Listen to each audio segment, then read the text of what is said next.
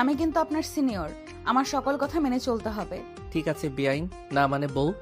চৌধুরী বাড়ির ছোট ছেলে আয়ান আজকে বাড়িতে আসতেছে। বিদেশ থেকে লেখাপড়া শেষ করে বাড়িতে ফিরতেছে। সবাই রান্নার কাজে ব্যস্ত। এমন সময় আয়নের আম্মু আয়নের বড় ভাবিকে উদ্দেশ্য করে বলতে লাগলো, সালমা, আমার ছেলে কিন্তু আজকে প্রায় 7 বছর পর বিদেশ থেকে আসতেছে। তার জন্য কিন্তু ভালো কিছু রান্না করবে। তুমি এই বাড়ির বউ, তোমার হাতে রান্না খেয়ে যাতে প্রশংসা করতে পারে। আম্মা, আপনি একদম চিন্তা করবেন না। আপনার ছোট ছেলেকে আমি এমন রান্না করে খাওয়াবো, সে আমার রান্না খেয়ে আমার পেছন পেছন দৌড়বে আর বলবে যে আমাকে আগে দেখলে সে বিয়ে করে নিত। হ্যাঁ হ্যাঁ, বড় ভাইয়ের বউ ছোট ভাই নিয়ে ভেগে যাবে, এটা একদম ঠিক না। যাই হোক, আমি জানি তুমি মজা করে বলেছো।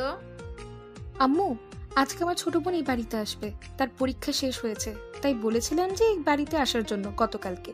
সে বলেছে আজকে আসবে। বেশ ভালো করেছো তোমার ছোট বোনকে এখানে ডেকে।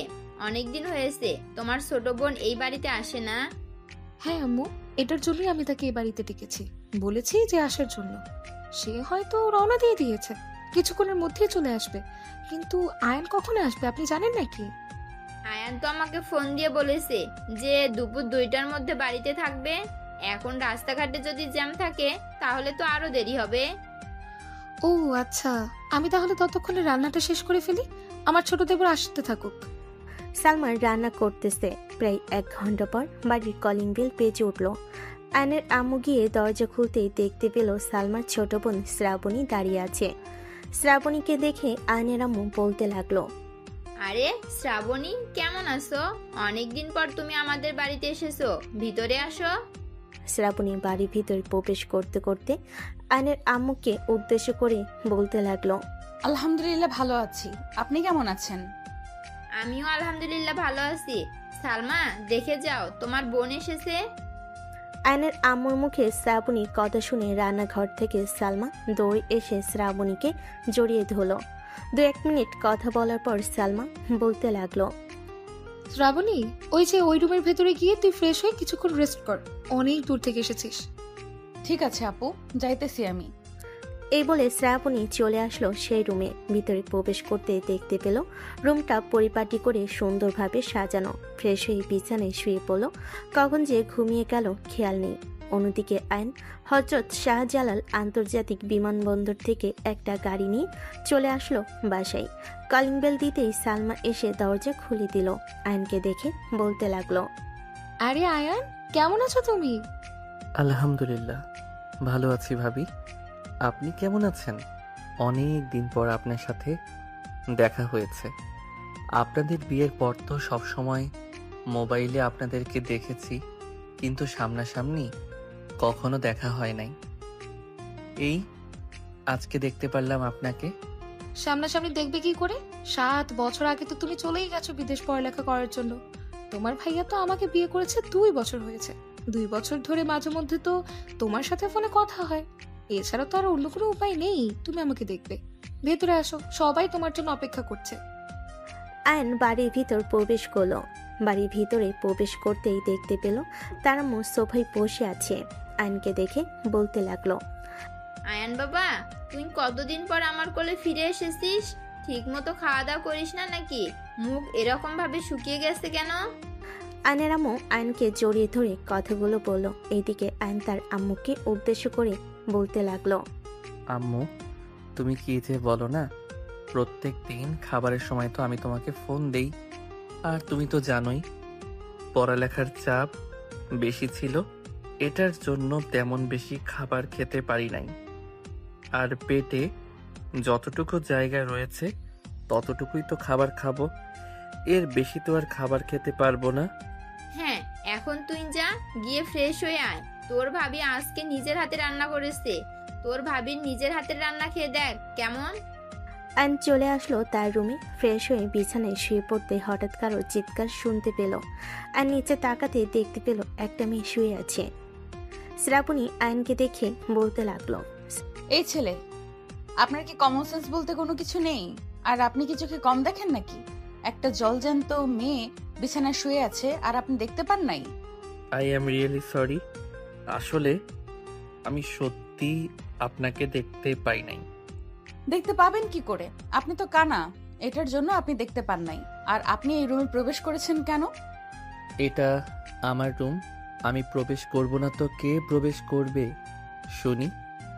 এই রুমের ভেতরে একমাত্র প্রবেশ করবে এই বাড়ির ছোট ছেলে আয়ান চৌধুরী, মানে আমার ক্রাশ, যাকে আমি ফোনে শুধু একবার দেখেছিলাম, কিন্তু কখনো কথা বলি নাই। ও আই সি, আপনি তো দেখি ওই ব্যাটার প্রেমে পড়ে গেছেন, তাই না?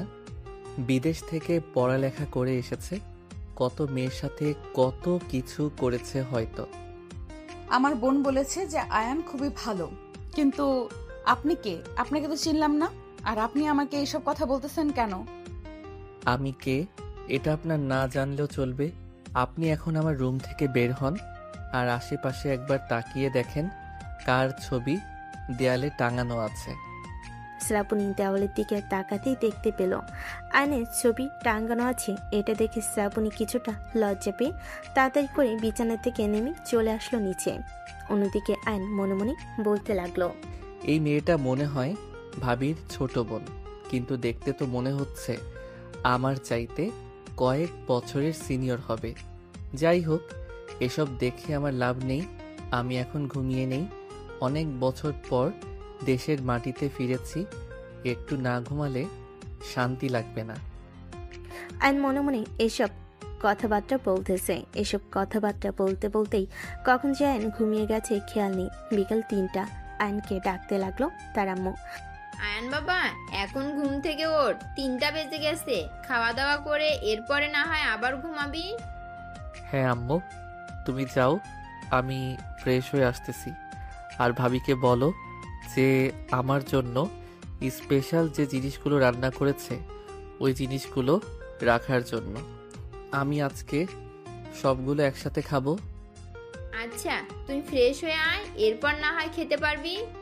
আয়ন চলে গেল ওয়াশরুমে। ফ্রেশ হয়ে নিচে আসলো। আয়ন খাবার টেবিলে বসে পড়তে সালমা খাবার দিতে লাগলো। এইদিকে শ্রাবণী দাঁড়িয়ে দাঁড়িয়ে আয়নকে দেখতেছে। এমন সময় সালমা শ্রাবণীকে ধাক্কা মেরে বলতে লাগলো, কি রে, তুই এইভাবে হাঁ করে তাকিয়ে আছিস কেন আয়নের দিকে? যা খেতে বস, আমি খাবার দিচ্ছি টেবিলে। আপু, আমি কিছুক্ষণ পর খাবো, ওনার খাওয়া শেষ, এরপরে আমি খেয়ে নিব তোমাদের সাথে। তোমরা দুইজন একসাথে বসো, তোমরা দুজন মেহমান, তোমাদেরকে আগে খাওয়ানো হবে, এরপরে আমরা খাবো। শ্রাবণী আর কোনো কিছু না বলে খাবার টেবিলে বসে পড়ল। মুখে খাবার দিতেছে আর আয়নের দিকে তাকিয়ে আছে শ্রাবণী। আয়ন বিষয়টা খেয়াল করলো, কিন্তু কোনো কিছু বলল না। খাবার শেষ করে আয়ন বলতে লাগলো, ভাবি, এত সুন্দর রান্না আপনি করতে পারেন? ইস, মুখে এখনো লেগে আছে। রাতে আরো ভালো কিছু রান্না করবেন। এখন যেহেতু দেশে চলে এসেছি, আপনার হাতের রান্না খাবো। আমার হাতের রান্নার চেয়ে টেস্ট বেশি হচ্ছে শ্রাবণীর হাতের রান্না। সে অনেক সুন্দরভাবে রান্না করতে পারে। শ্রাবণী, তুই রাতের বেলা আমাকে রান্নার কাজে সাহায্য করবি। ঠিক আছে আপু, রান্নার কাজে না হয় সাহায্য করব। এখন তাহলে আমি রুমে যাই। এ বলে শ্রাবণী আয়নের দিকে তাকিয়ে চলে আসলো তার রুমে। বিছানায় বসে আছে এমন সময় তার রুমের ভিতরে প্রবেশ করলো আয়ান। শ্রাবণীকে উদ্দেশ্য করে আয়ন বলতে লাগলো, এই যে বিয়াদ সাহেব, খাবার টেবিলে আপনি ওইভাবে চোখ বড় বড় করে আমার দিকে তাকিয়ে কি দেখছিলেন শুনি? আমাকে ভালো লাগে নাকি আপনার? আপনাকে ভালো লাগতে যাবে কেন? আপনি আমার বেয়াই, আপনাকে আমার ভালো লাগলে কি হবে? আর আপনি আপনার রুমে যান। আপনার আম্মু যদি দেখে আপনি আমার রুমে এসেছেন, তাহলে অন্য কিছু মনে করবে। কেউ কোনো কিছু মনে করবে না, আপনি নিশ্চিন্তে থাকতে পারেন। চলেন বসে বসে গল্প করি দুইজন। ঠিক আছে, চলেন তাহলে। আয়না শ্রাবণী চলে আসলো ছাদে। দুজন পাশাপাশি বসে গল্প করতে লাগলো। এমন সময় সালমা ছাদে আসতে দেখতে পেল শ্রাবণী আয়ন এর সাথে কথা বলতেছে। এটা দেখে সালমা শ্রাবণীকে উদ্দেশ্য করে বলতে লাগলো, শ্রাবণী, তুই নিচে যা। আর আয়ান, তুমি অনেকদিন পর দেশে ফিরেছ, এখন রেস্ট করো, গল্প রাতের বেলা করতে পারবে সবার সাথে। কি রে, তোকে না বললাম রুমে যাওয়ার জন্য? তুই দাঁড়িয়ে আছিস কেন? শ্রাবণী মাথা নিচু করে চলে গেল তার রুমে। রুমের ভিতর প্রবেশ করতে দেখতে পেল টেবিলে থাকা তার ফোনটা বাজতেছে। কলটা রিসিভ করতেই ও পাশ থেকে তার বান্ধবী বলতে লাগলো, কিরে শ্রাবণী, তোর বোনের বাড়িতে বেড়াতে গিয়ে তো দেখি তুই তো আমাদেরকে ভুলেই গেছিস। বিদেশ থেকে সুন্দরী বেয়াই এসেছে, তাকে এখন সময় দিতেছিস তাই না রে? আরফিন, বাজে কথা বলবি না। ওনার সাথে আমি কখনো কথা বলি নাই। জাস্ট 1 থেকে 1.5 বছর আগে কথা বলেছিলাম একবার, তাও আবার আপুর ফোন দিয়ে। এরপর আর তার সাথে কথা হয় নাই। আজকে তাকে সরাসরি দেখেছি। দেখতে কেমনটা রে? কেমন রে ছেলেটা? অনেক হ্যান্ডসাম তাই না? বিদেশ থেকে এসেছে, অনেক হ্যান্ডসাম হবে। হ্যাঁ, হ্যান্ডসাম তো বটেই, কিন্তু তাকে আমার অনেক আগে থেকেই ভালো লাগে। এই ভালো লাগাটা যদি ভালোবাসায় পূর্ণতার দিকে যায় তাহলে কি হবে আমি নিজেও জানি না। এই বাড়িতে হয়তো আমার বিয়ে হবে না। হবে না কেন? যদি তুই পরিবার রাজি থাকে তাহলে অবশ্যই হবে। এখানে ম্যাটার করে তোর কথা না, এখানে ম্যাটার করে তোর আব্বু আম্মু এবং তোর বেয়াই আর এবং আম্মু আব্বুর কথা। তবে কিছুদিন ধৈর্য ধর, তাহলে দেখতেই পাবে কি হয়। আমি মনে করি সেও তোকে পছন্দ করে ফেলেছে, কারণ তুই দেখতে তো মাশাআল্লাহ পরীর চাইতেও অনেক সুন্দর। হয়েছে হয়েছে, আর পাম দিতে হবে না। কলেজে ঠিক মতো যাস, কিন্তু সামনে কিন্তু পরীক্ষা আছে। আমাকে সবকিছুই দিবি। আমি দেখি এখানে কয়দিন থাকতে পারি। ঠিক আছে, এসব নিয়ে তুই চিন্তা করিস না, তোকে সবকিছুই দিব। তুই শুধু তোর ওই সুন্দর বেয়াইকে বিয়ে করে নিয়ে আয়। আমরা না হয় তার সাথে কিছুক্ষণ বসে গল্প করব। আবার জেলাস ফিল করিস না কিন্তু। জেলাস ফিল করবো কেন? যদি আমাদের বিয়ে হয় তাহলে তোরা সারা দিন তার সাথে বসে থাক, আমার কোনো সমস্যা হবে না। তবে শরীরে হাতাহাতি করতে পারবি না। 1 হাত দূরে দূরে বসে কথাবার্তা বলবি। বাহ, বিয়ের আগে এত শাসন। যাক ভালো, এখন ফোন রাখলাম রে, রাতে কথা হবে। এ বলে আফরিন কলটা কেটে দিল। অন্যদিকে শ্রাবণী বিছানার উপর শুয়ে আছে। এমন সময় তার বোন সালমা আসলো আর বলতে লাগলো, শ্রাবণী, তুই কালকে সকালে এই বাড়ি থেকে চলে যাবি। যদি কেউ জিজ্ঞেস করে কেন চলে যাচ্ছিস, তাহলে বলবি যে তোর কলেজ আছে, সামনে তোর পরীক্ষা। ঠিক আছে আপু, কালকে না হয় আমি চলে যাব। আর হ্যাঁ, আয়নের সাথে বেশি কথা বলবি না। রাতে খাওয়া দাওয়া শেষ করে তাড়াতাড়ি রুমে গিয়ে ঘুমিয়ে যাবি। আয়ান নিচে যাইতেছে। এমন সময় সালমার কথাগুলো শুনে ফেলেছে আয়ান। আরো বেশ কিছুক্ষণ দাঁড়িয়ে থেকে আরো কিছু কথা শুনে আয়ান চলে আসলো নিচে। তার আম্মুর পাশে বসে বলতে লাগলো, আম্মু, ভাবি কি কখনো তোমার সাথে বা এই বাড়ির কারোর সাথে খারাপ ব্যবহার করেছে? না তো, হঠাৎ তুই কেন এরকম কথাবার্তা বলতেছিস? তোর ভাবি খুবই ভালো। তোর ভাইয়া তোর ভাবির সাথে 4 বছর রিলেশন করে এরপরে বিয়ে করেছে। ও আচ্ছা, যাক, তাহলে খুব ভালোই হয়েছে। ভাইয়াও রিলেশন করে বিয়ে করেছে। আমিও দেখি কোনো একটা মেয়ে পাই কিনা। যদি মনের মতো একটা মেয়ে পাই তাহলে তোমাদেরকে জানাবো। মনের মতো মেয়ে তো আমাদের বাড়িতেই আছে। শ্রাবণীকে তোর পছন্দ হয় না নাকি? এর চাইতে আর সুন্দরী মেয়ে তো বাংলাদেশে নেই। ফুলের মতো তার মন, পরীর চাইতেও সুন্দর। পছন্দ হবে না কেন? কিন্তু সে তো আমার বেয়াইন, তাকে আবার বিয়ে করে কিভাবে? এক বাড়িতে 2 বোন থাকলে তো অনেক সমস্যা। আচ্ছা যাই হোক, এসব বিয়ের ব্যাপারে না হয় পরে কথাবার্তা বলা যাবে। আব্বু কখন আসবে? আর আমি চাইতেছি যে খুব তাড়াতাড়ি অফিসে জয়েন করার জন্য। বাড়িতে এসেছিস, আর কয়েকটা দিন রেস্ট কর, এরপরে না হয় অফিসে জয়েন করবি। বসে থাকতে ভালো লাগে না। বন্ধু বান্ধব তো সবগুলো মনে হয় নিজ নিজ কাজে লেগে পড়েছে। দেখি আজকে সন্ধ্যাবেলা বাইরে বের হব। যদি তাদেরকে পাই আগের জায়গায় তাহলে খুব ভালো হবে। এ বলে আয়ন ওইখান থেকে চলে আসলো আবারও তার রুমে। অন্যদিকে শ্রাবণী বিছানায় শুয়ে রইল। দেখতে দেখতে সন্ধ্যা হয়ে আসলো। সন্ধ্যায় আয়ন চলে আসলো বাইরে। হেঁটে হেঁটে যাইতেছে। এমন সময় পিছন থেকে একটা ছেলে বলে উঠল, কিরে আয়ান, তুই বিদেশ থেকে চলে এসেছিস? আয়ন পিছন ফিরতে দেখতে পেল ফাহিম দাঁড়িয়ে আছে। ফাহিম হচ্ছে আয়নের ছোটবেলার বন্ধু। আয়নকে জড়িয়ে ধরে ফাহিম বলতে লাগলো, শালা, তুই বিদেশ থেকে বাড়িতে আসবি আর আমাদেরকে একবার জানাবি না? আমাদেরকে জানালে তো আমরা তোকে নিয়ে আসতে পারতাম। আমি একমাত্র আম্মুকে আর ভাবিকে জানিয়েছি, আর কাউকে জানাই নাই। ভাবছিলাম সবাইকে সারপ্রাইজ দিব। দুপুরবেলা বাসায় এসেছি, এখন বের হয়েছিলাম তোদের সাথে দেখা করতাম, কিন্তু তোকে রাস্তায় পেয়ে গেছি। যাক, ভালোই হয়েছে। বাকি সবার কি খবর? ওরা সবাই কাজে নাকি? না রে, কেউ কাজে যায় না, তার বাবার হোটেলে বসে বসে খায় আর ঘোরাঘুরি করে গার্লফ্রেন্ড নিয়ে। কি বলিস এসব? আমি আরো ভাবছিলাম তোরা সবাই কাজকর্ম করে বউ বাচ্চা নিয়ে সেটেল হয়ে গেছিস, কিন্তু এখন তো দেখি অন্য ব্যাপার। হ্যাঁ, কেউ কাজে যায় না, আর এক সপ্তাহ কাজে গেলে 2 সপ্তাহ বসে থাকে। চল, ওরা সবাই নদীর পাড়ে বসে আছে, আমরাও যাই। তুই গিয়ে ওদেরকে সারপ্রাইজ দিবি। এই বলে ফাহিম আর আয়ান চলে আসলো নদীর পাড়ে। এসে দেখে তার বাকি বন্ধুরা বসে বসে সিগারেট খাইতেছে। আয়নকে দেখে সবাই তো অবাক। বাপ্পি, লামিম, নীরব এসে আয়নকে জড়িয়ে ধরল। বেশ কিছুক্ষণ কোলাকুলি করার পর বাপ্পি আয়নকে উদ্দেশ্য করে বলতে লাগলো, শালা, তুই বিদেশ থেকে ফিরেছিস আর আমাদেরকে একটা বার খবর দিলি না? মেসেঞ্জারে তো আমরা সবাই অ্যাড ছিলাম, আমাদেরকে একটা মেসেজ দিলেই তো হতো। মেসেজ দেই নাই, ভাবছিলাম তোদেরকে এসে সারপ্রাইজ দিব, কিন্তু আমি নিজেই সারপ্রাইজ হয়ে গেছি তোদের কাণ্ড কারখানা দেখে। শালা, তোরা না সিগারেট দেখতে পারতি না, আর এখন দেখি সিগারেট হাত থেকে ছাড়িস না। আরে শালা, আর বলিস না, এই লেওড়া না খেলে আমাদের মন টিকে না। বাপ্পির কথা শুনে সবাই হো হো করে হেসে দিল। সবাই বসে আড্ডা দিতে লাগলো। রাত 11:45 এমন সময় আয়ন সবাইকে উদ্দেশ্য করে বলতে লাগলো, তোরা কালকে আমাদের বাসায় চলে আসিস, কালকে আমাদের বাসায় আড্ডা দিব কিন্তু। আর ভাবির হাতে রান্না খাবো, বেশ মজার রান্না করে ভাবি, বেশ মজার মজার রান্না করে ভাবি। তাহলে তো যাইতেই হবে, আমরা না গেলে মজার মজার খাবার খাবে কে?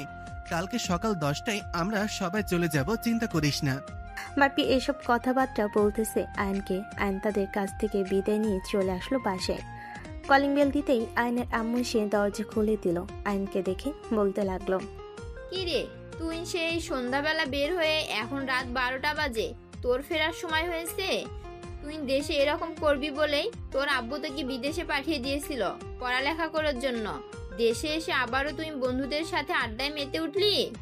আম্মু, 7 বছর পর ওদের সাথে দেখা হয়েছে, একটু আড্ডা দিয়েছি বলে তুমি এইভাবে কথা বলতেছো? আর কখনো আমি তোমাদের সামনে আসবো না, আর বাহিরেও বের হব না। কালকে আমি আবার আমেরিকার টিকিট কেটে চলে যাব। বাবা প্লিজ রাগ করিস না, তুই রাগ করলে আমার যে ভালো লাগে না। ফ্রেশ হয়ে খাবার টেবিলে আয়, আমি খাবার দিতেছি। সবাই খাওয়া দাওয়া করে চলে গেছে, তোর জন্য অনেকক্ষণ অপেক্ষা করেছিল। আয়ন কিছু না বলে ওইখান থেকে চলে গেল তার রুমে। ফ্রেশ হয়ে নিচে এসে খাওয়া দাওয়া করে কিছুক্ষণ টিভি দেখে রুমে এসে ঘুমিয়ে দেশে পাড়ি জমালো। অন্যদিকে শ্রাবণী বসে আছে, তার চোখে ঘুম আসছে না। শ্রাবণী মনে মনে বলতে লাগলো, আমি জানতাম এই বাড়িতে আসলে কিছু না কিছু হবে। আমি জানতাম এই বাড়িতে আসলে কিছু না কিছু হবে, যেরকম আজকে হয়েছে। আয়ান, তার সাথে তো আমি তেমন বেশি কথাও বলি নাই, আর আপু আমাকে কালকে এই বাড়ি থেকে চলে যেতে বলতেছে। থাক, কি আর বলবো, বড় আপু যা বলবে তাই তো করতে হবে। কালকে সকাল সকাল না হয় চলে যাব, যাতে বাড়িতে গিয়ে আবার কলেজে যেতে পারি। এসব ভাবতে ভাবতে শ্রাবণী ঘুমের দেশে পাড়ি জমালো। পরের দিন সকাল 7টা। শ্রাবণী রেডি হয়ে তার ব্যাগপত্র নিয়ে নিচে নামতে দেখতে পেল আয়নের আম্মু আর আব্বু বসে আছে। শ্রাবণীকে চলে যেতে দেখে আয়নের আম্মু বলতে লাগলো, কি ব্যাপার শ্রাবণী, তুমি কালকে এসেছো, বলেছো যে এখানে থাকবে কয়েকদিন, আবার এখন চলে যাইতেছো, কোনো সমস্যা হয়েছে নাকি? না, কোনো সমস্যা হয় নাই, এমনিতেই চলে যেতেছি। সামনে তো আমাদের পরীক্ষা, কলেজে যেতে হবে, এটার জন্য চলে যেতেছি। ও আচ্ছা, এই ব্যাপার, ঠিক আছে যাও তাহলে তুমি। তবে আর 2 থেকে 3টা দিন থেকে গেলে খুবই ভালো হতো। না আম্মু, সে থাকতে পারবে না, তার জরুরি যেতেই হবে, কারণ তার সামনে পরীক্ষা। এখন যদি নিয়মিত ক্লাস না করে তাহলে পরীক্ষা কি লিখবে? এটাও তো কথা। আচ্ছা, পরীক্ষা শেষ করে এরপরে না হয় শ্রাবণী তুমি চলে আসবে। আচ্ছা, আমি তাহলে এখন যাই। এই বলে শ্রাবণী চলে গেল অন্যদিকে। আয়ন এখনো ঘুমাচ্ছে। সকাল 10টা। 10 মিনিট আয়ন ঘুম থেকে উঠে ফ্রেশ হয়ে নিচে যেতে দেখতে পেল তার বন্ধুরা বসে বসে তার আম্মুর সাথে কথা বলতেছে। এটা দেখে আয়ন বলতে লাগলো, কিরে, তোরা আমাদের বাসায় আসবি, আমাকে একবার ফোন দিতে পারলি না? আমাকে ফোন দিলে তো আমি ঘুম থেকে উঠে যেতাম তাড়াতাড়ি। তুই বিদেশ থেকে এসেছিস, এই দেশের কান্ট্রি টাইম আর আমাদের দেশের কান্ট্রি টাইম এক না, এটার জন্য আর তোকে ডাক দেই নাই। এখন বস, আর ভাবি, আপনি একটু কষ্ট করে আমাদের জন্য চা বা কফি বানিয়ে দিতে পারবেন? হ্যাঁ, দিতে পারবো। তোমরা বসো, আমি কিছুক্ষণের মধ্যে তোমাদের জন্য চা বানিয়ে নিয়ে আসছি। এই বলে সালমা চলে গেল রান্নাঘরে। বেশ কিছুক্ষণ পর সালমা সবার জন্য চা নিয়ে চলে আসলো। সবাইকে চা দিয়ে আবারও রান্নাঘরে গিয়ে রান্না করতে লাগলো। এইদিকে আয়ন এর সব বন্ধুরা চা খেয়ে চলে আসলো আয়নের রুমে। আয়নকে উদ্দেশ্য করে বলতে লাগলো, এই আয়ন, তোর না একটা বেআইন আছে, ওই বেআইনের কি খবর? বিয়ে হয়ে গেছে নাকি? না, বিয়ে হয় নাই এখনো। গতকালকে আমাদের বাসায় এসেছিল, কিন্তু আজকে তো একবারও চোখের সামনে দেখলাম না। হয়তো চলে গেছে। সে আমাকে বলেছিল সে নাকি আমাকে খুব পছন্দ করে, কিন্তু আমি তাকে কোনো উত্তর দেই নাই, আর ভাবি তাকে বকাবকি করেছে। ও আচ্ছা, এখন বুঝতে পেরেছি। তোর ভাবি হয়তো চাচ্ছে না তার ছোট বোন এই বাড়িতে আসুক তোকে বিয়ে করে। হ্যাঁ, সে চাইতেছে না এই বাড়িতে আসুক, তবে আমি সিদ্ধান্ত নিয়ে ফেলেছি, বিয়ে করলে শ্রাবণীকে করব, অন্য কাউকে করব না।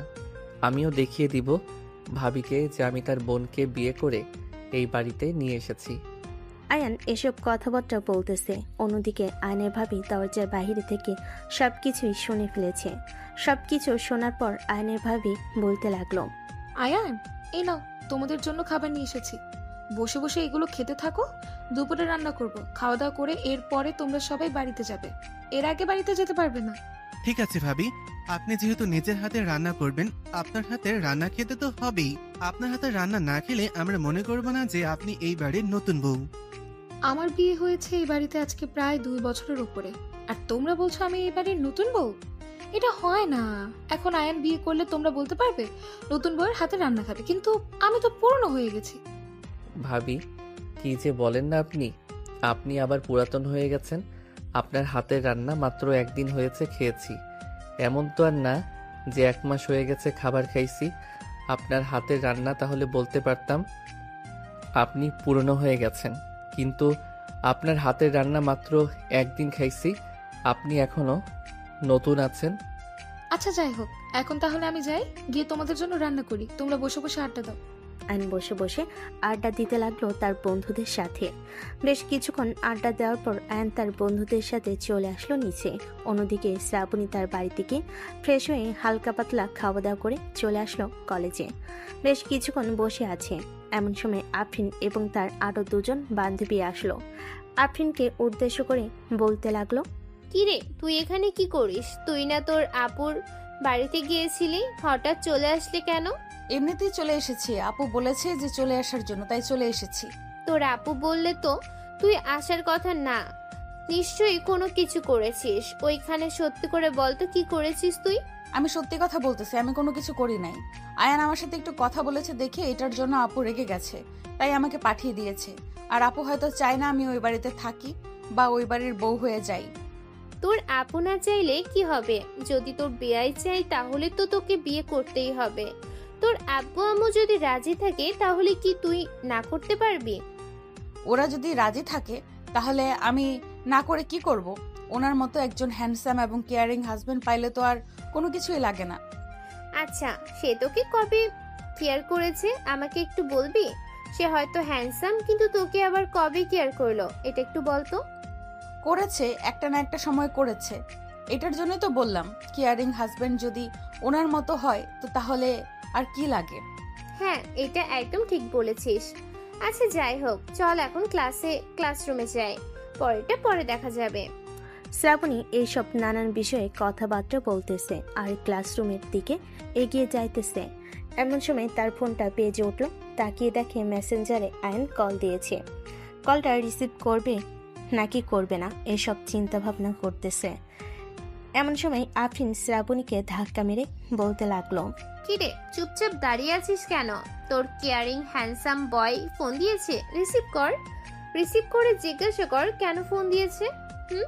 আফরিনের কথা শুনে শ্রাবণী তাড়াতাড়ি করে ফোনটা রিসিভ করতেই ও পাশ থেকে আয়ন বলতে লাগলো, কি ব্যাপার, আপনি আমাকে না বলে চলে গেছেন কেন?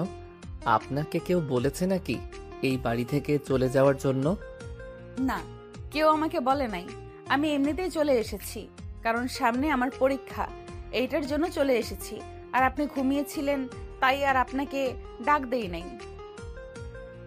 সকাল সকাল চলে এসেছি তো, আর এখন আমি কলেজে আছি। ফোনটা রাখলাম, অন্য সময় কথা হবে। এই বলে শ্রাবণী কলটা কেটে দিল। অন্যদিকে আয়ন চুপচাপ বসে আছে। এমন সময় সালমা এসে আয়নকে উদ্দেশ্য করে বলতে লাগলো, কি ব্যাপার আয়ান, তোমার মন খারাপ কেন? কেউ কি কিছু বলেছে নাকি? না ভাবি, কেউ কিছু বলে নাই, এমনিতেই আর কি একটু মন খারাপ। আচ্ছা, আপনার বোন এসেছিল, চলে গেছে নাকি? আয়নের মুখে শ্রাবণীর কথা শুনে সালমা কিছুটা বিরক্ত হয়ে বলতে লাগলো, হ্যাঁ, সে চলে গেছে, তার তো সামনে পরীক্ষা, এটার জন্যই। কেন, কোনো কিছু বলবে নাকি? বলতে চাইলে আমাকে বলতে পারো, আমি তো তোমার ভাবি। না ভাবি, তেমন কিছু না, এমনিতেই আর কি জিজ্ঞেস করলাম চলে গেছে নাকি। ভাবি, একটা বেবি নিয়ে নেন, এই বাড়িতে তো একটা বেবির দরকার। হ্যাঁ, তোমার বিয়ে দিয়ে এরপরে আমি বেবি নিয়ে নিব।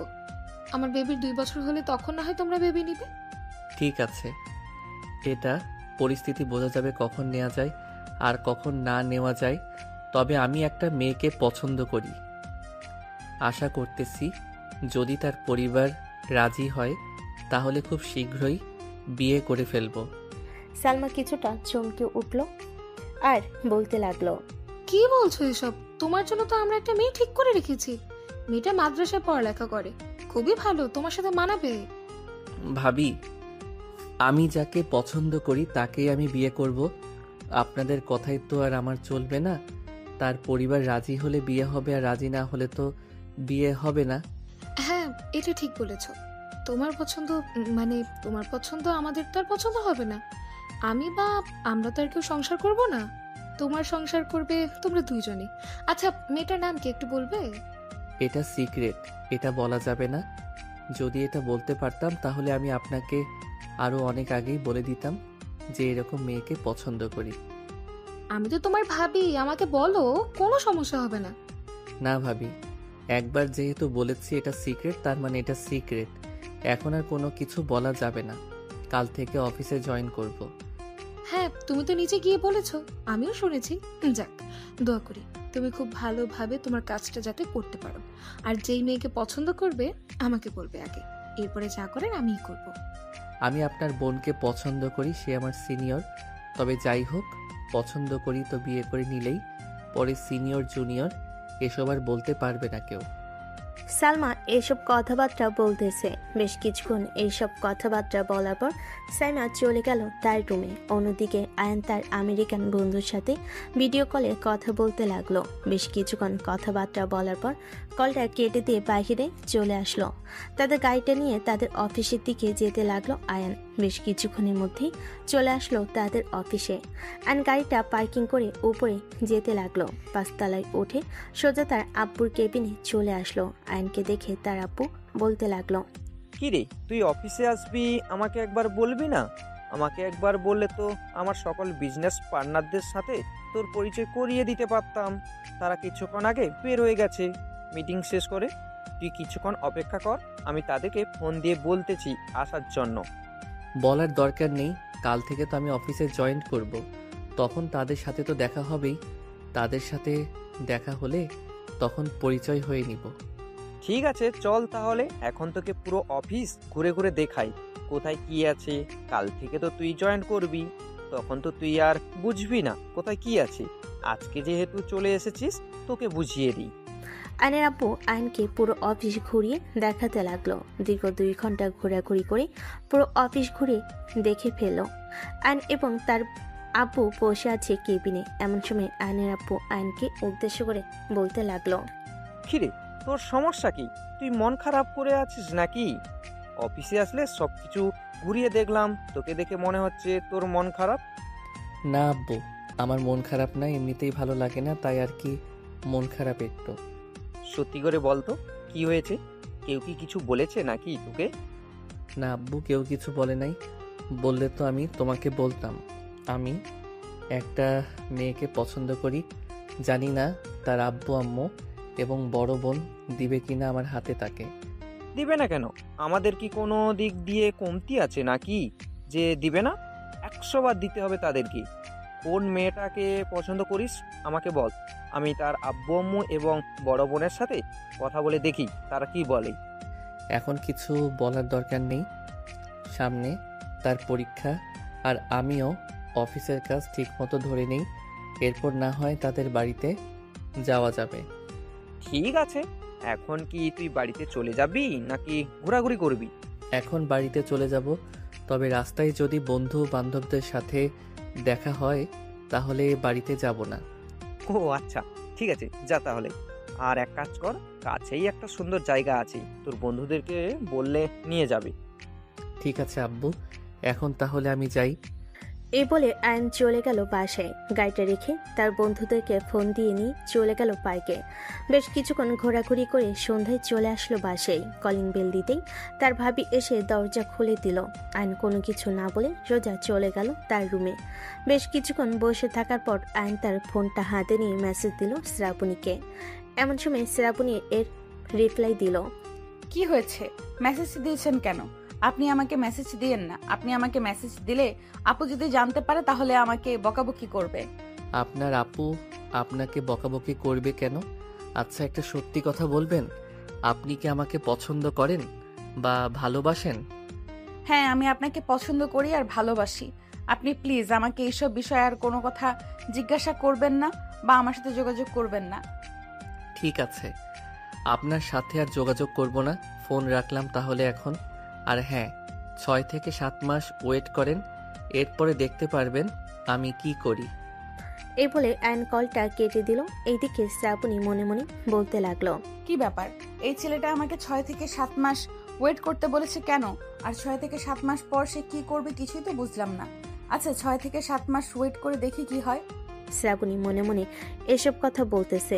এমন সময় তার ফোনটা বেজে উঠল। তাকিয়ে দেখে তার বোন সালমা কল দিয়েছে। কলটা রিসিভ করতেই সালমা বলতে লাগলো, কি রে শ্রাবণী, তুই কি আয়নের সাথে কথা বলিস নাকি? না তো আপু, কালকে ওই একবার কথা বলেছিলাম তাদের বাড়িতে, এরপরে তো আর কোনো কথা হয়নি। কেন, কোনো কিছু হয়েছে নাকি? না, কোনো কিছু হয়নি। আর তোর ফোনটা একটু আমার কাছে নিয়ে দে, আমি আম্মুর সাথে কথা বলবো, জরুরি কিছু কথা বলার আছে। আচ্ছা, একটু ওয়েট করো, আমি তো আমার রুমে নিচে গিয়ে তোমাকে কল দিতেছি। এ বলে শ্রাবণী চলে গেল নিচে। সালমাকে কল দিতে সালমা কলটা রিসিভ করলো। এইদিকে শ্রাবণী ফোনের লাউড স্পিকার বাড়িয়ে দিয়েছে যাতে শুনতে পারে তার বোন কি বলে। সালমা তার আম্মুকে উদ্দেশ্য করে বলতে লাগলো, আম্মু, শ্রাবণীকে বলে দেবে আমার দেবর আয়নের সাথে যাতে কথা না বলে, আর যত তাড়াতাড়ি পারো তার বিয়ে দিয়ে দাও।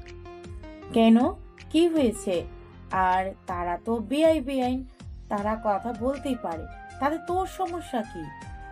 আমার অনেক সমস্যা আছে। তোমার মেয়ে আমার দেবরকে পছন্দ করে।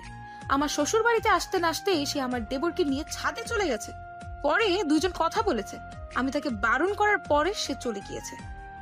ওমা, তুই যদি তোর দেবরের সাথে কথাবার্তা বলতে পারিস তাহলে শ্রাবণী কেন পারবে না? শ্রাবণী তো বেআই, সে অবশ্যই পারবে।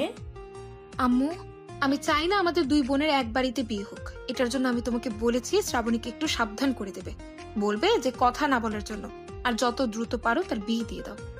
এখন বিয়ে দিব না তার। আর আয়ানের আব্বু আম্মু যদি আমার কাছে এসে বলে আমার ছোট মেয়েকে তার ছোট ছেলের সাথে বিয়ে দেওয়ার জন্য, তাহলে আমি অবশ্যই বিয়ে দিব, কারণ আয়ান ছেলেটা খুবই ভালো। তার মানে তুমি বলতে চাইছো আমাদের দুই বোনকে এক বাড়িতে রাখার জন্য? হ্যাঁ, এটা কিন্তু একদম ঠিক না আম্মু। তুমি যতই চেষ্টা করো না কেন, আমি শ্রাবণীকে এবারে বউ করে আনবো না। টাকার লোভে অহংকারী হয়ে গেছিস, তাই না রে? আবার দেখিস তোর এই লোভ যাতে তোর সংসার না ভেঙে দেয়, এই বলে দিলাম। আর শ্রাবণীর এখন বিয়ে হবে না। এই বলে শ্রাবণী আম্মু কলটা কেটে দিয়ে শ্রাবণীকে উদ্দেশ্য করে বলতে লাগলো, শ্রাবণী, তুই কি আয়ানকে পছন্দ করিস? সত্যি করে বলবি কিন্তু। হ্যাঁ আম্মু, আমি তাকে পছন্দ করি, আর সেও মনে হয় আমাকে পছন্দ করে। তবে সে আমাকে কিছুক্ষণ আগে মেসেজ দিয়ে বলেছে যে 6 থেকে 7 মাস অপেক্ষা করার জন্য, এরপরে উনি যেন কি করবে। আচ্ছা, তুই ওর সাথে মেসেজের মাধ্যমে কথা বলবি, ফোনে কথা বলবি না। 6 থেকে 7 মাস ওয়েট কর। আর তোর তো প্রায় 1 বছর পর আমার পরীক্ষা। যদি 6 থেকে 7 মাসের ভিতরে সে কিছু না বলে বা কিছু না করে, তাহলে আমরা সিদ্ধান্ত নিব যে তোর বিয়ে দিব অন্য কারোর সাথে। ঠিক আছে আম্মু, তোমরা যেটা ভালো মনে করো সেটাই করবে। তবে 6 থেকে 7 মাস ওয়েট করো, দেখো সে কি করে, আমিও দেখতে চাই। শ্রাবণী এইসব কথা বলে তার আম্মুর কাছ থেকে বিদায় নিয়ে চলে আসলো তার রুমে। দেখতে দেখতে রাত কেটে গেল। পরের দিন সকাল 10টা। আয়ন ঘুম থেকে উঠে শ্রাবণীকে মেসেজ দিতেই শ্রাবণী মেসেজে রিপ্লাই দিল। বেশ কিছুক্ষণ মেসেজের মাধ্যমে কথা হলো তাদের। আয়ন 11টার সময় চলে আসলো অফিসে। তার আব্বুর সাথে বসে বসে কাজ করতেছে। এমন সময় ম্যানেজার আসলো। আয়নের আব্বুকে উদ্দেশ্য করে বলতে লাগলো, স্যার গতকালকে যে মিটিংটা আমরা কমপ্লিট করেছিলাম ওই মিটিংটার প্রজেক্ট বসুন্ধরা গ্রুপ নিয়ে এসেছে, কিন্তু আমি চিন্তা ভাবনা করতেছি তো আমাদের উপস্থাপন খুব ভালো হয়েছে এবং আপনি নিজে উপস্থাপন করেছেন যাতে এই বড় প্রজেক্টটা আমরা হাতে পেয়ে থাকি, কিন্তু এরকমটা হলো কেন? কোন গ্রুপের সাথে মিটিং হয়েছে আপনি তাদেরকে আবার একটু ফোন দিয়ে বলেন আমাদের অফিসে আসার জন্য। আমিও দেখতে চাই তারা কিভাবে আমাদের অফিসে বসে মিটিং করে, অন্য অফিসকে ডিল ফাইনাল করে দিয়ে যায়। আয়ান, এত অধৈর্য হোস না। অধৈর্য হয়ে গেলে কোনো কিছুই করা সম্ভব না। একটু অপেক্ষা কর, আমিও দেখতে চাই কেন এরকমটা হয়েছে। এই বলে আয়নের আব্বু কল দিল সকল বিজনেসম্যানকে। 2 ঘন্টার মধ্যে তারা উপস্থিত হলো আয়ন গ্রুপ অফ কোম্পানিতে। সবাই একসাথে বসে আছে। এমন সময় আয়ন উঠে দাঁড়ালো আর সবাইকে উদ্দেশ্য করে বলতে লাগলো, স্যার, আপনারা এটা কিভাবে করলেন আমাকে একটু বোঝাবেন? আমার আব্বু এত স্পষ্টভাবে আপনাদেরকে প্রজেক্ট বুঝিয়ে দিয়েছে, তারপরেও কেন আপনারা আমাদেরকে প্রজেক্ট দেন নাই? বসুন্ধরা গ্রুপ অফ কোম্পানিকে কেন দিয়েছেন? মিস্টার আয়ন চৌধুরী, আপনাদেরকে কেন প্রজেক্টটা দেওয়া হয় নাই আপনারা এটা জানতে চাইতেছেন? তাহলে শুনেন, বসুন্ধরা গ্রুপ অফ কোম্পানি আমাদের সাথে ডিল করেছে যে আপনাদের থেকে প্রায় 2 টাকাও কম নিয়ে এরপর এই কাজটা করে দেবে। 2 টাকা করে কম মিলে কতটা কোটি টাকা আমরা পেতে পারি জানেন? যদি আমরা আপনাদেরকে 2 টাকা করে বেশি দেই তাহলে আপনারা অনেক লাভ করবেন। ও আচ্ছা, আপনারা লাভ আর লস হিসাব করেছেন। ওয়েট, আমি আপনাদেরকে দেখাচ্ছি আমরা কত কোটি টাকা লাভ করব আর কত করে টাকা বের হবে। অ্যান্ড তাদেরকে স্পষ্টভাবে দেখাতে লাগলো। বেশ কিছুক্ষণ তাদেরকে দেখানোর পর আয়ন তাদেরকে উদ্দেশ্য করে বলতে লাগলো, আপনি নিজের চোখে দেখেন আমরা কত টাকা লাভ করব এই প্রজেক্ট থেকে। মাত্র 97,86,890 টাকা লাভ করব। আর আপনি এই প্রজেক্ট বসুন্ধরা গ্রুপ অফ কোম্পানিকে দিলে তারা আপনাকে 2 নাম্বার মাল দিবে। আর আমাদের মালগুলো একবার চেক করে দেখেন, প্রত্যেকটা মাল 1 নাম্বার এবং বাহিরের দেশ থেকে আমদানি করা। যদি আপনারা দেখতে চান লিস্ট তাহলে আমি দেখাতে পারি। এই যে দেখেন, প্রত্যেকটা জিনিস বাহিরের দেশ থেকে আমদানি করা হয়েছে, এখানে কোনো 2 নাম্বার মাল নেই। আর আপনি বসুন্ধরা গ্রুপ অফ কোম্পানিকে জিজ্ঞেস করতে পারেন তারা মালগুলো কোথায় থেকে আনে এবং কোথায় থেকে তৈরি করা হয়। আপনারা কোথায় থেকে মালগুলো আমদানি করেন আমাকে সকল কিছু ডিটেলস দেখান এবং মালগুলো কোথায় রাখা আছে আমাদেরকে দেখান।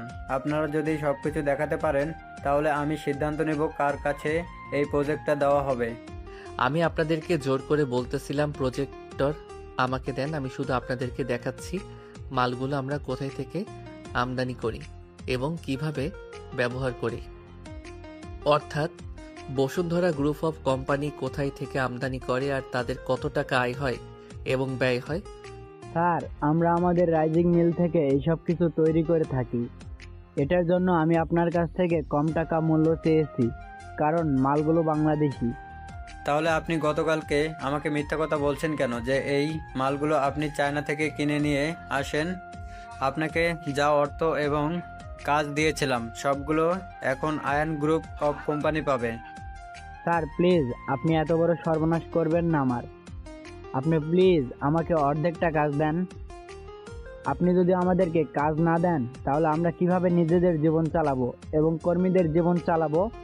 ফজলুল সাহেব, আপনি রাইজিং মিল থেকে নিজে সবকিছু তৈরি করেন।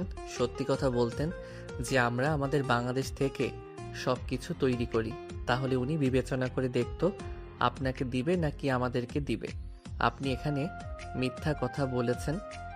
আয়ান, উনি মিথ্যা কথা বলুক আর সত্যি কথা বলুক তাতে আমার কোনো যায় আসে না।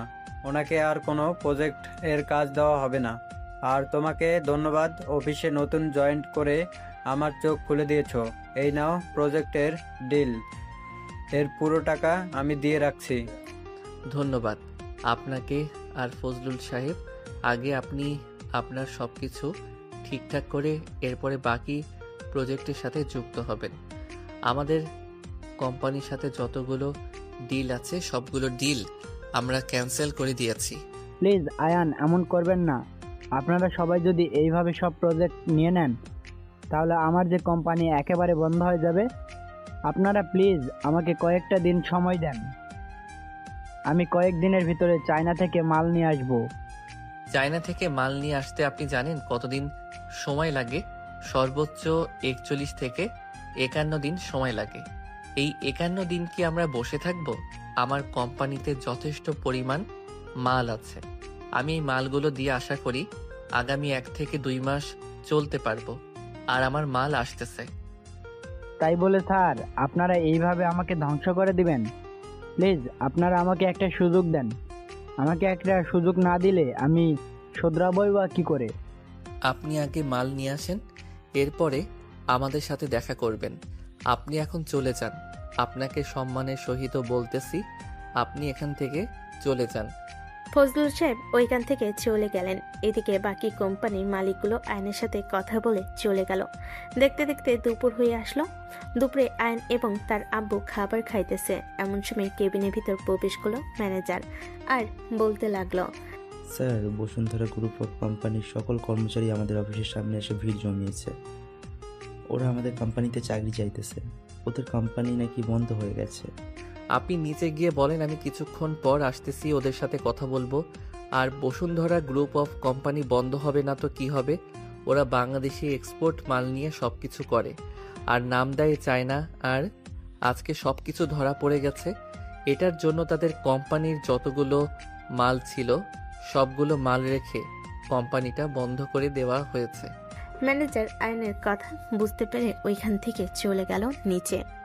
এদিকে আয়নের আব্বু বলতে লাগলো, কিরে, তুই যে ওদের সাথে গিয়ে কথা বলবি আমি তো জানি তুই ওদেরকে চাকরি দিবি, কিন্তু আমার অফিসে তো পর্যাপ্ত পরিমাণ লোক আছে, তাহলে তুই ওদেরকে কোথায় চাকরি দিবি? কোথায় আর চাকরি দিব? গত 5 বছরে টপ র্যাঙ্কে একটা কোম্পানি আছে। কোম্পানিটার নাম হচ্ছে AS গ্রুপ অফ কোম্পানি। কখনো ওই কোম্পানির ভিতরে গিয়েছো নাকি? কোম্পানির ভিতরে যাব কি কোম্পানির আশেপাশে যাওয়ার সুযোগ হয় নাই।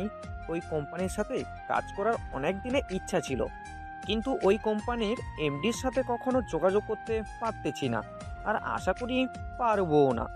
তোমার সামনে যে বসে আছে সে হচ্ছে ওই কোম্পানির এমডি। আয়নের কথা শুনে তার আব্বু আকাশ থেকে পড়ার মতো উপক্রম। আয়নকে উদ্দেশ্য করে তার আব্বু বলতে লাগলো, আমার সাথে মজা করতেছিস তুই, তাই না রে? দেখ, একদম মজা করিস না, এরকম মজা একদম ভালো লাগে না আমার। মজা না, ওইটা আমার কোম্পানি। চলো তোমাকে দেখিয়ে নিয়ে আসি। তার আগে বসুন্ধরা গ্রুপ অফ কোম্পানির সকল কর্মীদের সাথে কথা বলে নেই, এরপরে যাব ওই কোম্পানিতে। এ বলে আয়ন তার আব্বুকে নিয়ে চলে আসলো নিচে। সকল কর্মীদের সাথে কথাবার্তা বলে আয়ন তার কোম্পানির ঠিকানাটা দিয়ে দিল। বেশ কিছুক্ষণ পর আয়ন চলে আসলো তার আব্বুকে নিয়ে ওই কোম্পানিতে। আয়ন তার আব্বুকে ঘুরিয়ে ঘুরিয়ে সবকিছু দেখাচ্ছে। এদিকে আয়নের আব্বু অবাকের চরম মাত্রায় পৌঁছে গেছে। এমন সময় ম্যানেজার আসলো আর বলতে লাগলো, স্যার, আমাদের কোম্পানির সকল মাল চায়নাতে এক্সপোর্ট হয়ে গিয়েছে, তো এখন ওরা আরো মালামাল চাইতেছে। আমাদের আরো কর্মী লাগবে, প্রায় 3 থেকে 400 কর্মী হলে আশা করি এই কোম্পানিতে আর কোনো কর্মীর প্রয়োজন পড়বে না। কালকে 300 থেকে 400 জন কর্মী আসবে আমাদের এই কোম্পানিতে। তোমরা তাদের কাজ দিয়ে দিবে এবং সকল কাজ বুঝিয়ে দিবে, একটা মালও যাতে নষ্ট না হয়। ঠিক আছে স্যার, আপনি যেহেতু বলছেন মাল নষ্ট না করার জন্য, তাহলে মাল নষ্ট হবে না। তবে গতকালকে 2টা মেশিন নষ্ট হয়ে গিয়েছে, ওইগুলো ঠিক করার জন্য দিয়েছি, কিন্তু ঠিক করতে পারতেছে না। চায়না থেকে 2 জন লোক নিয়ে আসতে হবে। যে কোম্পানি থেকে এই মেশিনগুলো কেন হয়েছে। আব্বু, তুমি আমার কেবিনে গিয়ে বসো, আমি মেশিন দেখে আসতেছি। আয়ন তার আব্বু এবং ম্যানেজারকে নিয়ে চলে আসলো সেই মেশিনের সামনে। পুরো মেশিন চেক করে দেখে একটা জায়গায় ভেঙে গেছে। বেশ কিছুক্ষণ পর আয়ন সকল যন্ত্রপাতি নিয়ে ওই জায়গাটা ঠিক করে ফেলো। সব কিছু ঠিকঠাক করে মেশিন স্টার্ট দিতেই স্টার্ট হয়ে গেল। আয়ন ম্যানেজারকে উদ্দেশ্য করে বলতে লাগলো, যারা ইলেকট্রিক্যাল কাজ করে তাদেরকে ডেকে নিয়ে আসেন আমার কেবিনে, এবং মেকানিক যারা আছে তাদেরকেও নিয়ে আসবেন। ঠিক আছে স্যার, আমি কিছুক্ষণের মধ্যে সবাইকে নিয়ে আসতেছি। এ বলে ম্যানেজার চলে গেল সবাইকে ডাকার জন্য। অন্যদিকে আয়ন তার আব্বুকে নিয়ে চলে আসলো তার কেবিনে। দুজন বসে আছে। এমন সময় আয়নের আব্বু বলতে লাগলো, তোকে আমি বিদেশে পাঠিয়েছিলাম লেখাপড়া করার জন্য, কিন্তু তুই এত কিছু কোথা থেকে শিখলি এবং এত টাকা কোথায় পেলি এই অফিস তৈরি করার জন্য? মেশিনগুলো দেখে তো মনে হচ্ছে প্রত্যেকটা মেশিন কয়েক কোটি টাকা দাম। হ্যাঁ, প্রত্যেকটা মেশিনের দাম 2 কোটি টাকা। এই কোম্পানি থেকে যে মালগুলো এক্সপোর্ট হয়ে চায়না যায়, ওই মালগুলো দ্বিগুণ টাকায় বিক্রি হয়। আর এই কোম্পানিটা কিভাবে তৈরি করেছি জানো? দীর্ঘ 5 বছর একটা কোম্পানিতে চাকরি করেছিলাম। ওই কোম্পানির এমডির সাথে আমার খুব ভালো পরিচয় হয়ে গিয়েছিল। পড়ালেখার পাশাপাশি আমি ওই কোম্পানিতে জব করতাম। আমার ট্যালেন্ট এবং মেধা দেখে সব কিছু দিয়ে দিয়েছে আমাকে। এবং আমেরিকাতে আমার একটা কোম্পানি আছে, ওই কোম্পানির দ্বারা আমি এই বাংলাদেশে একটা কোম্পানি দিয়েছি। ও আচ্ছা, এখন বুঝতে পারছি। যাক, ভালোই হয়েছে। তোর নিজের কোম্পানি তুই নিজে সামলাবি, আর এই কোম্পানিটা না হয় তোর ভাইয়ের নামে লিখে দিব। হ্যাঁ, এটাই কর, ভাইয়ার নামে লিখে দাও। হ্যাঁ, এটাই করো, ভাইয়ার নামে লিখে দাও, যাতে ভাইয়ার কোনো সমস্যা না হয় এই কোম্পানিটা নিয়ে।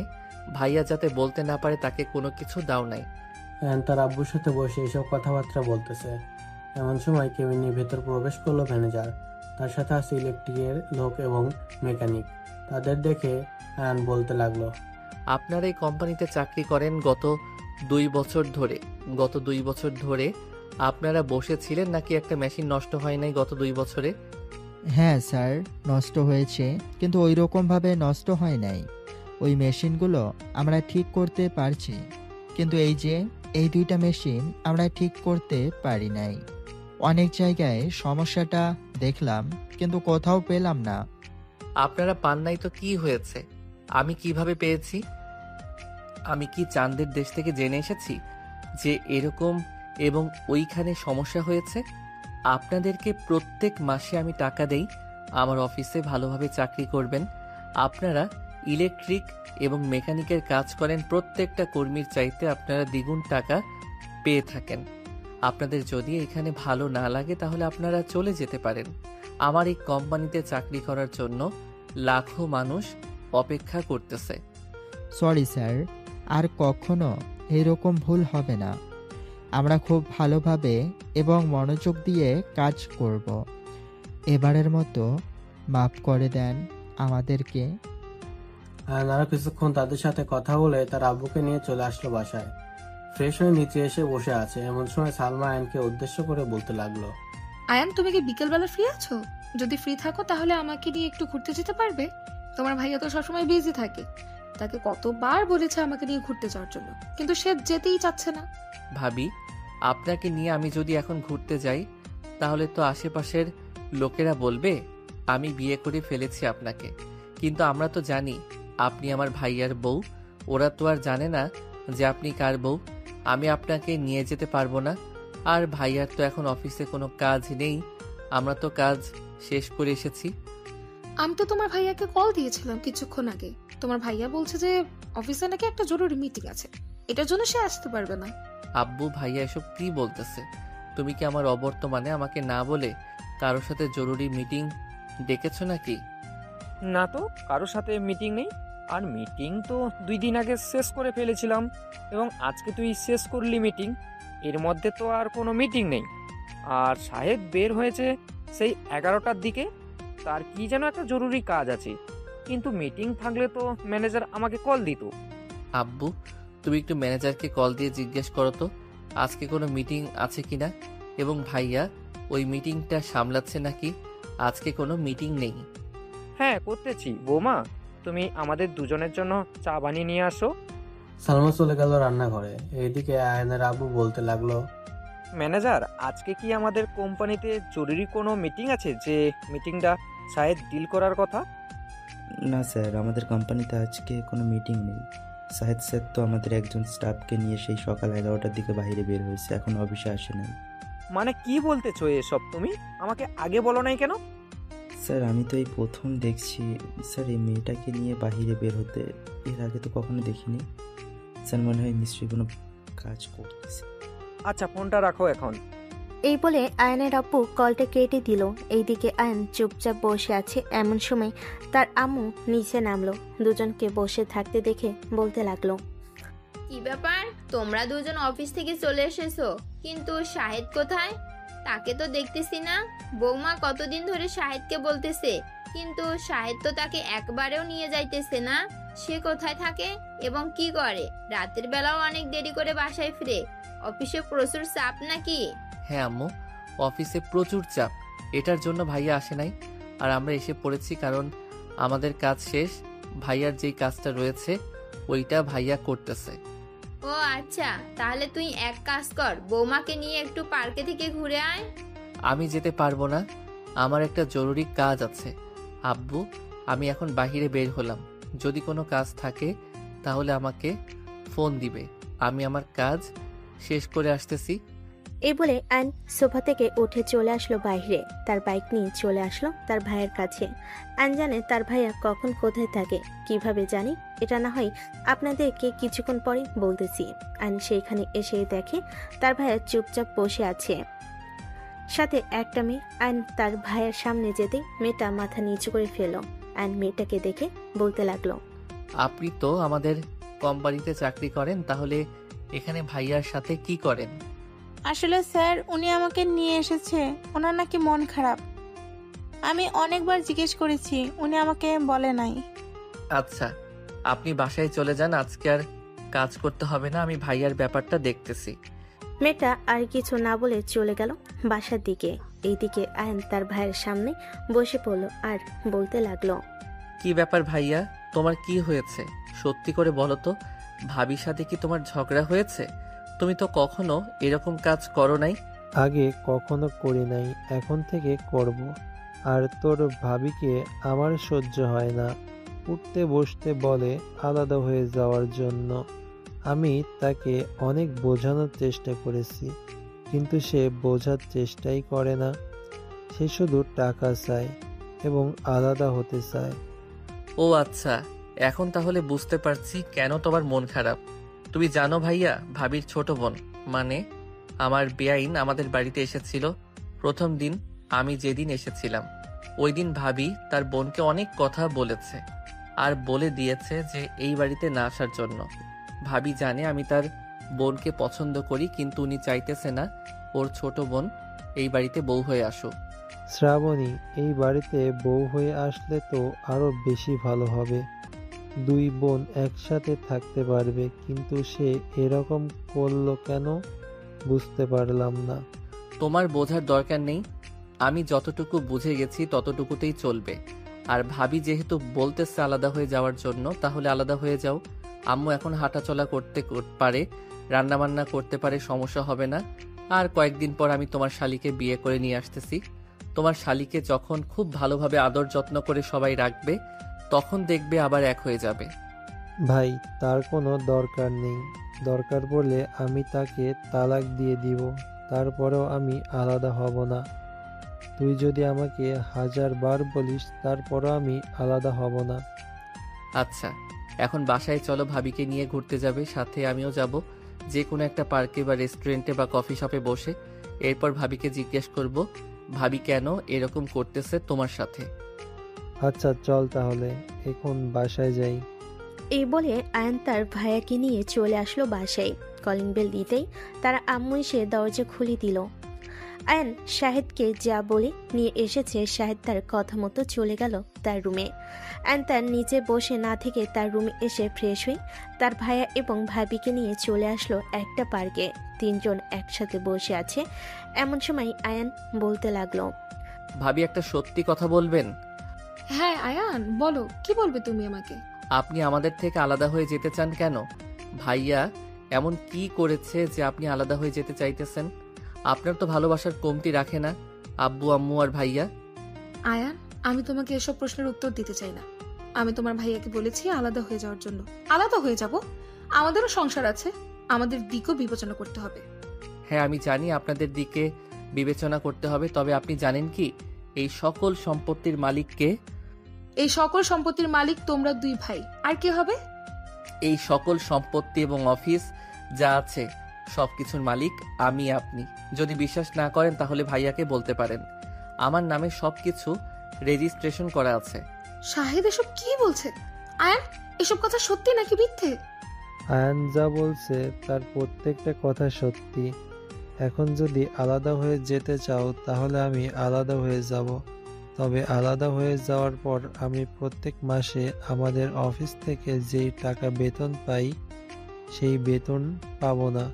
সামান্য একজন কর্মচারী হিসাবে 20 থেকে 30,000 টাকা বেতন পাবো। মানে তুমি এসব কি বলছো? সবকিছু যদি আয়ানের নামেই দেওয়া হয় তাহলে তোমাকে কি দিয়েছে তোমার আব্বু আম্মু? আমাকে অনেক কিছু দিয়েছে, কিন্তু আমি রাখতে পারি নাই। আমার নামে অনেক সম্পত্তি ছিল এবং একটা অফিস ছিল, ওইটাও আমি বিক্রি করে দিয়েছি। তোমার মনে আছে বিয়ের আগে তোমার সাথে আমি ঘোরাঘুরি করতাম, এখানে চলে যেতাম এবং তোমাকে প্রত্যেক মাসে 2-3 লক্ষ টাকা দিতাম। ওই টাকাগুলো আমি ওই সকল কিছু বিক্রি করে দিয়ে তারপরে তোমার সাথে চলাচল করেছি। তার মানে এখন তোমার কাছে কোনো কিছুই নেই? হ্যাঁ, আমার কাছে আছে এখন 1 কোটি টাকা আমার কাছে আছে, তার বাইরে আর কোনো কিছুই নেই। এখন যদি তুমি বলো আলাদা থাকার জন্য তাহলে আলাদা থাকতে পারবো। সালমা মাথা নিচু করে কি যেন চিন্তা ভাবনা করতেছে। অন্যদিকে আয়ান তার ভাইকে চোখ টিপ দিল। শাহিদ এবং আয়ান আগে থেকেই এই সব কিছু প্ল্যান করে রেখেছিল। সালমাকে চুপ করে থাকতে দেখে আয়ান বলতে লাগলো, ভাবি কোনো কথা বলতেছেন না কেন? আপনারা যদি আলাদা হয়ে যেতে চান তাহলে আমাকে বলতে পারেন, আমার একটা ছোট বাড়ি আছে, ওই বাড়িটা আপনাদের নামে লিখে দিব। আলাদা হওয়ার দরকার নেই, এখন যেভাবে আছি সেভাবে থাকলেই চলবে। কেন? এখন যেভাবে আছেন সেভাবে থাকলে চলবে কেন? আপনি তো এতক্ষণ বলেছিলেন যে আলাদা হয়ে যাবেন, এখন আবার মত পাল্টে ফেললেন কেন? আরে না, আলাদা হয়ে যাব কেন? শ্বশুর শাশুড়িকে আলাদা রাখলে কেমন দেখায় না? সবাই একসাথে থাকবো, এটাই খুব ভালো হবে। এই তো এখন বুঝতে পারছেন। চলেন, আজকে আমার তরফ থেকে আপনাকে ট্রিট হিসেবে ফুচকা খাওয়াবো। আয়ান তার ভাবি এবং ভাইয়াকে নিয়ে চলে আসলো ফুচকার দোকানে। 3 জন ফুচকা খেয়ে চলে আসলো বাসায়। রাতে সবাই খাবার টেবিলে বসে আছে। এমন সময় আয়ানের আম্মু বলতে লাগলো, সালমা, তোমার সাথে আমার জরুরি কিছু কথা আছে, আর তোমার জন্য একটা উপহার নিয়ে এসেছি। কি উপহার নিয়ে এসেছেন আর কি কথা বলবেন এখানে বলে ফেলেন। খাওয়া দাওয়া শেষ করে নেই সবাই একসাথে, এরপরে সবাই বসে টিভি দেখতে দেখতে কথাগুলো বলে ফেলবো, কি বলো সবাই? ঠিক আছে আম্মু, তাহলে খাওয়া দাওয়া করে তারপর কথাবার্তা বলি আমরা। এই বলে সবাই খাওয়া দাওয়া করে চলে আসলো সোফায়। আয়ান বেশি ভালো করেই বুঝতে পারছে তার আম্মু কি কথা বলবে। সোফায় বসে আয়ানের আম্মু বলতে লাগলো, এই নাও, তোমার জন্য সামান্য একটা উপহার নিয়ে এসেছে। এইটা সোনা দিয়ে তৈরি করা হয়েছে, প্রায় 35 লক্ষ টাকা দাম নিয়েছে এটার। আম্মু, এত টাকার গহনা আমার জন্য বানিয়েছেন? হ্যাঁ, তোমার জন্য বানিয়েছি, এই নাও, এটা তুমি রেখে দাও। সালমা খুশি হয়ে গেল। এইদিকে শাহিদ ইশারা করে আয়ানকে ধন্যবাদ জানালো। বেশ কিছুক্ষণ পর আয়ানের আম্মু আবারও বলতে লাগলো, সালমা, আয়ান তো এখন খুব ভালো একটা পজিশনে চলে গেছে, প্রায় 4 থেকে 5 মাস হয়ে গেছে সে বাড়িতে এসেছে। আমি চিন্তা ভাবনা করেছি যে তার বিয়ে দিয়ে দেবো, তবে আমি চাই যে তোমার ছোট বোনের সাথে আয়ানের বিয়ে দেওয়ার জন্য। তোমার কি কোনো সমস্যা আছে যদি তোমার ছোট বোনকে এই বাড়িতে নিয়ে আসি? সালমা বেশ কিছুক্ষণ চিন্তা ভাবনা করে বলতে লাগলো, না, আমার কোনো সমস্যা নেই, তবে আব্বু আম্মু যদি রাজি থাকে তাহলে আপনারা আমার ছোট বোনকে এই বাড়িতে নিয়ে আসতে পারেন। তবে আমার ছোট বোন তো আয়ানের চাইতে 1 থেকে 2 বছরের সিনিয়র হবে। আরে এসব বয়স ম্যাটার করে না, এইসব নিয়ে তুমি চিন্তা ভাবনা করো না। সবকিছু ঠিকঠাক থাকলে আগামী সপ্তাহে তাদের বিয়ে দিয়ে দেবো। এখন তো রাত হয়ে গেছে, তুমি তোমার আম্মু আব্বুকে ফোন দিয়ে জানিয়ে দেবে কালকে আমরা তাদের বাসায় যাব এবং বিয়ের সকল কিছু নির্ধারণ করে আসবো কালকে। ঠিক আছে আম্মু, আমি তাহলে এখন রুমে যাই। শাহেদ, চলো রুমে যাই তাহলে, অনেক রাত হয়ে গেছে, কালকে আবার অফিসে হয়তো যাবে তুমি। কালকে কেউ অফিসে যাবে না ভাবি, কালকে আপনাদের বাসায় যাব। এখন যেই সব কাজ আছে এই সব কাজ ম্যানেজার হ্যান্ডেল করে নিতে পারবে, আমাদের কোনো কিছুই করতে হবে না। সালমা, তুমি রুমে যাও, আমি আব্বু আম্মুর সাথে কিছুক্ষণ কথা বলে আসতেছি। আচ্ছা তুমি তাড়াতাড়ি আসো, আমি রুমে গিয়ে আম্মু আব্বুর সাথে কথা বলি। এই বলে সালমা চলে গেল। এইদিকে শাহিদ বলতে লাগলো, আম্মু তোমাকে অনেক ধন্যবাদ, আর অয়ন তোকেও অনেক ধন্যবাদ। তুই যা যা বলেছিলি তাই করেছি। তোর ভাবি একদম ঠিক হয়ে গেছে আশা করি। যেখানে সে মানা করেছিল তার বোনকে এই বাড়িতে বিয়ে দিবে না, আজকে সেইখানে সে রাজি আছে। এখন তাহলে যাই আমি। এই বলে শাহিদ চলে গেল তার রুমে। অন্যদিকে আয়ান তার আম্মুকে উদ্দেশ্য করে বলতে লাগলো, আম্মু তোমাকেও খুব ধন্যবাদ, আর কালকে সকাল সকাল চলে যাব। আচ্ছা, কালকে সকাল সকাল না হয় চলে যাব। এখন তাহলে যা, গিয়ে ঘুমিয়ে থাক, সকালে উঠতে হবে। আয়ান চলে গেল তার রুমে। শ্রাবণীকে মেসেজ দিল। বেশ কিছুক্ষণ শ্রাবণীর সাথে মেসেজের মাধ্যমে কথা বলে ঘুমিয়ে এসে বাড়ি জমালো। পরের দিন সকাল 10টা, সবাই হালকা পাতলা নাস্তা করে বাড়ির থেকে বের হয়ে পড়ল শ্রাবণীদের বাড়ির উদ্দেশ্যে। অন্যদিকে শ্রাবণী নিজের হাতে সকল রান্না করতেছে। সব রান্না শেষ হতেই খাবার টেবিলে গুছিয়ে রেখেছে। শ্রাবণী রান্না শেষ করে বসে বসে তার আব্বু আম্মুর সাথে টিভি দেখতেছে। এমন সময় কলিং বেল বেজে উঠল। শ্রাবণী গিয়ে দরজা খুলতেই দেখতে পেল সবাই এসে দাঁড়িয়ে আছে। সবাইকে বাড়ির ভিতর নিয়ে আসা হলো। বাড়ির ভিতরে এসে সবাই বসে আছে আর টুকটাক কথা বলতেছে। এমন সময় আয়নের আব্বু বলতে লাগলো, বেআই সাহেব, আপনার বড় মেয়েকে তো আমরা নিয়ে গেছি, এখন আমরা চাইতেছি যে আমার ছোট ছেলের সাথে আপনার ছোট মেয়ের বিয়ে দেওয়ার জন্য। এখানে কি আপনার কোনো আপত্তি আছে? না বিআই সাহেব, আপনাদের মতো পরিবারের সাথে আমরা আত্মীয়তা করতে পারছি, এতেই আলহামদুলিল্লাহ। আপনাদের মতো এত ভালো মানুষ আর কখনো দেখি নাই। আপনারা যদি চান তাহলে আজকেই নিয়ে যেতে পারবেন, আমাদের কোনো আপত্তি নেই। আপনারা যেহেতু চাইতেছেন আজকেই দিয়ে দেওয়ার জন্য, তাহলে আজকেই নিয়ে যাব। কি বলিস আয়ান? হ্যাঁ আম্মু, ওনারা যেহেতু চাই তাহলে আজকেই নিয়ে যাই। সবাই টুকটাক কথাবার্তা বলে দুপুরে খাওয়া দাওয়া করে বসে রইল। এইদিকে আয়ন শ্রাবণীর রুমে এসে শ্রাবণীর সাথে কথা বলতেছে।